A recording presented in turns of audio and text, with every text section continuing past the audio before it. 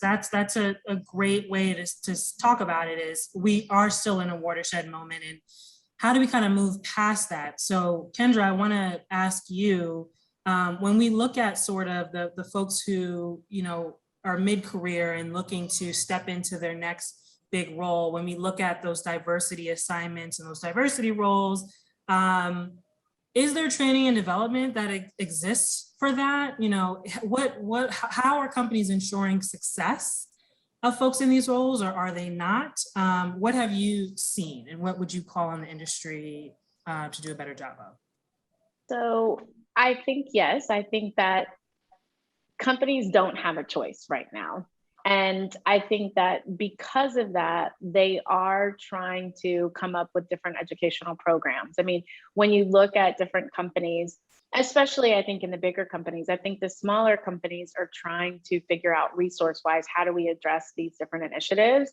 But you have the different groups. Like you look at a company like JP Morgan Chase, who has advancing Black pathways. You look at the accelerator programs, you look at the Black entrepreneur group. So, and even across all of the BIPOC space. So I do think that companies are trying to figure it out because they have to. I think you have the group of companies that are saying, not only do we have to, but it is our mission and our purpose to do this. And I think that the underlying piece, and it's exactly what Helen said, is like, let's make sure that it's the right people in those roles and not because of their skin color and because they're already here.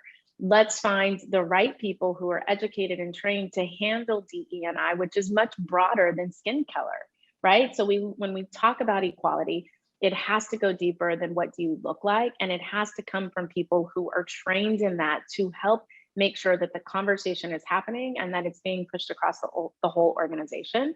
And I also think that Marquita brought up such a great point in terms of the chemist role and the scientist role. And like, we have to start earlier. We have to start earlier because we need to make sure that especially diverse communities understand all of the different opportunities that exist in these different fields that are going to have impact, and the brands that we see coming out and the companies that are really leading. When you think about the companies that are leading in terms of advertising spend, everything that we see are part of companies that have the worst record of diversity. And those are the ones that are putting the ads out. And so then when you match that with the beauty industry, and if we have low numbers of chemists, then who's there when products are being developed and things are being thought about and races are being, looked at in terms of creating cosmetics or skincare to actually even solve our needs?